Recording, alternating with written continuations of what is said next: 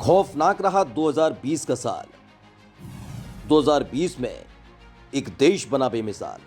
दोस्तों, कोरोना काल में जहां लोगों की जान गई तो वहीं कई हजार लोगों की नौकरियां और व्यापार तक ठप हो गए, जिस वजह से कई देशों की इकोनॉमी गड्ढे में चली गई। अमेरिका जैसे ताकतवर देश को भी कोरोना काल में आर्थिक रूप से गहरा झटका दिया है। लेकिन इस महामारी में भी एक देश है जिसकी अर्थव्यवस्था में गजब की रफ्तार देखने को मिली है। अंतर्राष्ट्रीय मुद्रा कोष यानी IMF की माने तो वियतनाम पिछले साल एशिया के टॉप परफॉर्मिंग अर्थव्यवस्था वाला देश है। जो बात सबसे दिलचस्प है वो ये कि चीन और वियतनाम के रिश्ते अच्छे नहीं हैं, एक दूसरे के दुश्मन देश के तौर पर जाने जाते हैं। लेकिन चीन के इस दुश्मन ने इस उपलब्धि को उस समय हासिल किया जब दुनिया की तमाम इकोनॉमीज कोविड-19 की वजह से बुरी तरह से बिखर चुकी थी। IMF के मुताबिक एशिया की हर अर्थव्यवस्था ने चौथी तिमाही और पूरे साल के आर्थिक आंकड़े नहीं दिए हैं।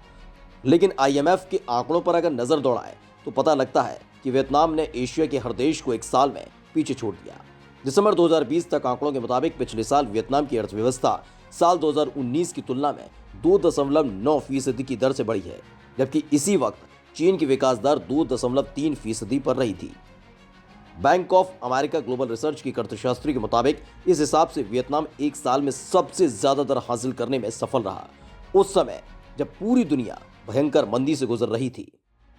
कोरोना पर भी वार, इकोनॉमी में भी रफ्तार।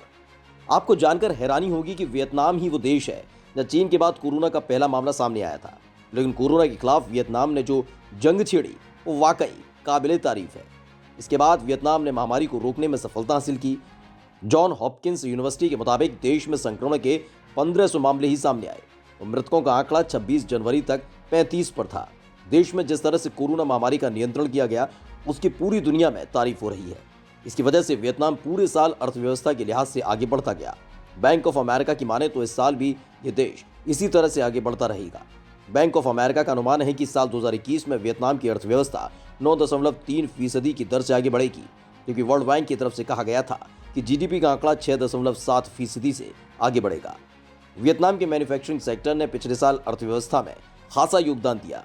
देश में लगातार निर्यात की मांग बढ़ रही है और आने वाले सालों में भी ये ट्रेंड बना रहेगा। सिर्फ इतना ही नहीं, वियतनाम ने कई देशों के साथ कई तरह के समझौते भी किए, जिनमें यूनाइटेड किंगडम, यूरोपीय यूनियन शामिल है। साल 2020 में वियतनाम के सर्विस सेक्टर पर महामारी का बुरा असर पड़ा था, लेकिन इस साल ये रफ्तार पकड़ सकता है। अर्थशास्त्रियों की माने तो देश के पर्यटन उद्योग इस साल रफ्तार पकड़ सकती है और महामारी के पहले वाले दौर में लौट सकता है।